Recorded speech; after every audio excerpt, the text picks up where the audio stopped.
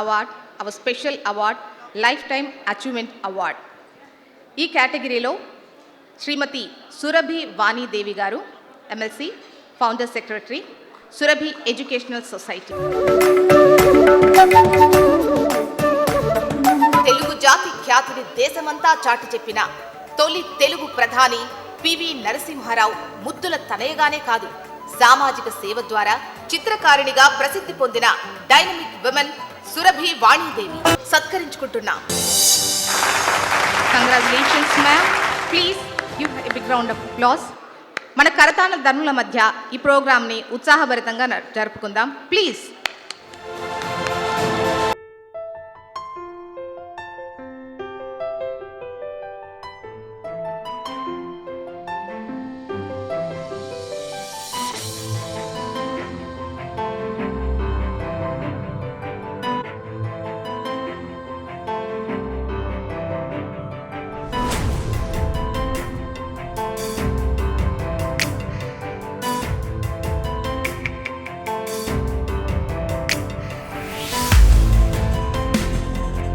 ఖ్యాతిని దేశమంతా చాటి చెప్పిన తొలి తెలుగు ప్రధాని పివి నరసింహారావు ముద్దుల తనయగానే కాదు, సామాజిక సేవ ద్వారా చిత్రకారిణిగా ప్రసిద్ధి పొందిన డైనమిక్ విమెన్ సురభి వాణీదేవి 2021 మార్చిలో మహబూబ్ నగర్, రంగారెడ్డి, హైదరాబాద్ గ్రాడ్యుయేట్స్ నియోజకవర్గం నుంచి తెలంగాణ శాసనమండలి ఎన్నికల్లో ఎమ్మెల్సీగా ఎన్నికయ్యారు.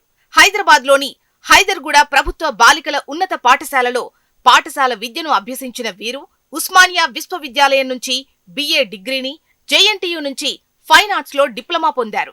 1990 నుంచి 95 మధ్య జేఎన్టీయూలో లెక్చరర్ గా పనిచేశారు. వాణీదేవి స్వతహాగా కళాకారిణి, విద్యావేత్త, సామాజిక కార్యకర్త. గత 35 ఏళ్లుగా Shri Venkateswara group of institutions వ్యవస్థాపక ప్రిన్సిపల్ గా బాధ్యతలు నిర్వహిస్తున్నారు. 1991 సంవత్సరంలో ప్రారంభమైన Surabhi educational society, Shri Venkateswara college of fine arts లో కీలక బాధ్యతలు నిర్వహిస్తూ ఎంతో మంది విద్యార్థులను తీర్చిదిద్దారు. దీనిని దయాకర్ రావు గారు ప్రారంభించిన సెక్రటరీగా సురభి వాణి తనదైన శైలిలో నడిపిస్తున్నారు. 1973 నుంచి 15కు పైగా సోలో ఎగ్జిబిషన్లు, అనేక గ్రూప్ షోలు, సెమినార్లు, ప్రసంగాలు ఇచ్చి ఆమె సెంటర్ ఆఫ్ అట్రాక్షన్ గా నిలుస్తున్నారు. సురభి వాణి గారు అంటే ఓ పాజిటివ్ వైబ్రేషన్, ఎంతో మందికి స్ఫూర్తిదాత. అలాంటి డైనమిక్ ఎడ్యుకేషన్ మోటివేటర్ సురభి వాణిని ఈ ఏడాది మాతృశక్తి లైఫ్ టైమ్ అచీవ్మెంట్ అవార్డుతో సత్కరించుకుంటున్నాం. గురుభ్యో నమః, సభాయ నమః. జ్యోత్స్నా గారు చాలా చక్కగా ప్రోగ్రాం అంతా కండక్ట్ చేశారు. పెద్దలు వెంకయ్య గారి సమక్షంలో వరల్డ్ ఉమెన్స్ డే సందర్భంగా, అంటే 8వ తారీఖు మనం జరుపుకుంటాం, కానీ సమయాభావం, అంటే 8వ తారీఖు నాడు అందరూ రాలేరని నిన్న నుంచే మొదలుపెట్టినారు. ఇవాళ 2వ ఫంక్షన్. వరల్డ్ ఉమెన్స్ డే సందర్భంగా స్త్రీ శక్తి అవార్డ్స్ని యమునా పాఠక్ గారు చక్కగా అందరినీ సెలెక్ట్ చేసి ఇక్కడ ఇంత మంచి కార్యక్రమాన్ని నిర్వహిస్తున్నందుకు ముందుగా యమునా పాఠక్ గారికి కంగ్రాచులేషన్స్. ఒక్క తాటి మీద ఇంతమందిని తీసుకురావడం అనేది కొంచెం కష్టమైన పని అయినా కూడా చాలామందిని స్పాన్సర్స్, స్పెషల్లీ హెచ్ఎంటి వాళ్ళు చాలా చక్కగా స్పాన్సర్ చేయడము, అలాగే పిఎన్బి బ్యాంక్ వాళ్ళు అందరి సహకారంతో ఇంత మంచి కార్యక్రమాన్ని ఏర్పాటు చేశారు. చాలా కళకళలాడుతుంది. అందరూ స్త్రీమూర్తులు అందరూ ఇక్కడ ఒకే వేదిక మీద కనిపించినప్పుడు చాలా సంతోషం అనిపించింది. మనం ఇప్పటిదాకా పెద్దలు వెంకయ్య నాయుడు గారు అన్నట్టుగా అనాదిగా ముగ్గురు స్త్రీమూర్తులను మనం చెప్పుకుంటాం, ముఖ్యంగా పురాణ కాలం నుంచి కూడాను.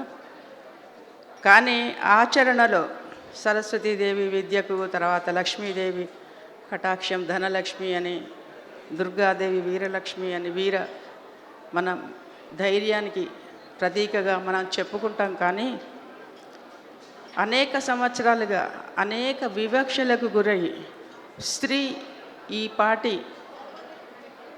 అచీవ్ చేసిండ్రు అని అంటే అది విద్య వల్లనే సాధ్యమైందని నేను గట్టిగా చెప్పగలను. ధనమూల మిదం జగత్ కాదు, చదువు లేకుంటే చదువే ఈ ప్రపంచానికి అత్యవసరమైన, అందరికీ కూడాను, అది స్త్రీలకు కావచ్చు పురుషులకు అత్యవసరమైన ఆయుధం, గొప్ప ఆయుధంగా నేను భావిస్తాను. మా నాయనమ్మ దాదాపు వంటింటి నుంచి గడప దాటలేదు. మా అమ్మగారు పాటక్ అంటారు, అంటే గేట్ దాటి బయటికి వెళ్ళలేదు, కాలు పెట్టలేదు మా నాన్నగారు లేకుండా. కానీ మా తరం వచ్చే వరకు కాస్త వెసులుబాటు వచ్చింది. మా అదృష్టం ఏంటంటే వివక్ష లేదు మా దగ్గర, మా కుటుంబంలో. తెలివికి ఆడామగా తేడా ఏముంది అని మాకు చక్కటి అవకాశాలు ఇచ్చారు. కళాశాల విద్య కూడా మేము చదువుకునే అదృష్టం కలిగింది మా తరం వాళ్ళకి. కానీ ఇది చాలా స్లోగా అభివృద్ధి, చాలా చాలా మెల్లిగా నడుస్తుంది. కానీ 40 ఏళ్లలో నడిచిన అభివృద్ధికి గత 10 సంవత్సరాల నుంచి దాదాపు 100 మైల్స్ స్పీడ్ ఎక్కువైపోయినట్టుగా నేను భావిస్తున్నాను. అన్ని రంగాల్లో స్త్రీలు విస్తరిస్తున్నారు, వాళ్ళ వాళ్ళ ప్రతిభలు చూపిస్తున్నారు.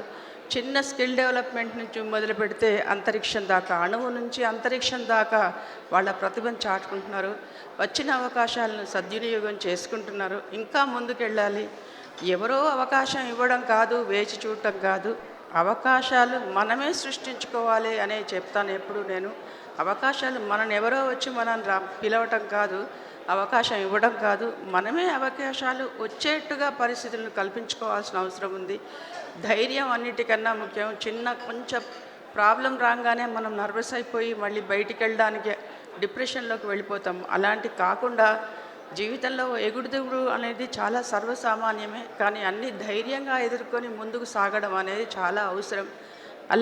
అలా సాగిన వాళ్ళందరూ సక్సెస్ఫుల్ పీపులే. ఈ సక్సెస్ పీపుల్ అంతా, ఈ మహిళలందరికీ వాళ్ళకి ఎటువంటి ప్రాబ్లమ్స్ లేరు. అంతా ఏమంటారు, అదేంటి, మంచి పూల పాన్పన అనుకోవడం కాదు, అది పూలదారి అనుకోవడం కాదు. అనేక ఎగుడు దిగుళ్ళు, అవమానాలు, మానవమానాలకు ఓరుస్తేనే కానీ ఇక్కడ దాకా రాలేదన్న సంగతి గ్రహించండి. ఒక వ్యవస్థను స్థాపించాలని, ఒక 10 మందికి సాయం చేయాలంటే కూడా చాలా కష్టమైన విషయం. నేను మంచి పని చేస్తున్నాను కదా అని అందరూ సహకరించరు. నష్టమనను విమర్శించే వాళ్ళే ఎక్కువ ఉంటారు. ఆ విమర్శలను దూరంగా పెట్టి ఎదిగిన వాళ్ళే మంచి వీర వనితలుగా ఈ చరిత్ర చెబుతోంది మనకి. ఫ్రెండ్స్, ఏది ఏమైనా నేను సమయాభావం 9 అవుతుంది. ఏది ఏమైనా ప్రతి సంవత్సరం ఒక మహిళా దినోత్సవం నాడే ఈ స్త్రీ శక్తి గురించి మాట్లాడుకోవడం కాదు, ప్రతిరోజు మన రోజే. ఇంట్లో అమ్మ మంచిగా ఉంటే కుటుంబం అంతా బాగుంటుంది. అమ్మకు సాధ్యం కానిది లేనే లేదు. నువ్వు 1 కోటి రూపాయలు తెచ్చి, తండ్రి 10 రూపాయలు తెచ్చి, కానీ ఆ రోజు మాత్రం అందరూ కడుపు నింపగలిగే శక్తి కలిగింది, ఆర్గనైజ్ చేయగలిగింది అమ్మ ఒక్కతే. డబ్బుతోని సంబంధం లేదు.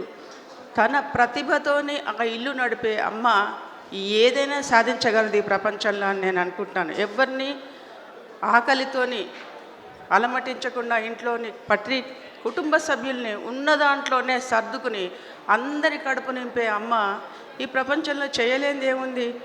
తన ప్రాణాల నొడ్డి, అంటే తనకు ప్రసవ వేదన ఎటువంటిదో అందరికీ తెలుసు. స్త్రీలందరికీ ప్రసవ వేదన, తన ప్రాణాలొడ్డి ఇంకొక ప్రాణాన్ని సృష్టించే అమ్మ, జన్మనిచ్చే శిశువుకు జన్మనిచ్చే అమ్మ, అంత నొప్పి భరిస్తున్న అమ్మకు ఎంత సహనం ఉండాలి. ఆమెకు వీలుగా ఏమన్నా ఉందే ప్రపంచంలో? అటువంటి గొప్ప వ్యవస్థను, కుటుంబ వ్యవస్థను, స్పెషల్లీ భారతదేశంలో మన కుటుంబ వ్యవస్థ చాలా మంచిది. ఈ కుటుంబాన్ని కాపాడుకోవడం అనేది ప్రతి స్త్రీ యొక్క, ప్రతి పురుషుని యొక్క, తల్లిదండ్రుల అందరి యొక్క బాధ్యతగా నేను భావిస్తూ, ఎవరు ఎక్కువ ఎవరు తక్కువ అంటే ఈ సృష్టిలో అందరూ అవసరమే, అందరూ గొప్పవాళ్లే. ఎవరూ ఎక్కువ లేదు, ఎవరూ తక్కువ లేదు. సమానం హక్కుల గురించే కాదు, బాధ్యతల గురించి కూడా మనం మాట్లాడుకుందాం.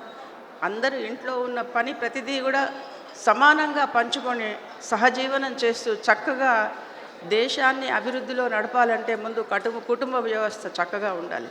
అలాంటి స్త్రీమూర్తులకు అందరికీ మరొకసారి శుభాకాంక్షలు తెలియచేస్తూ, ప్రత్యేకంగా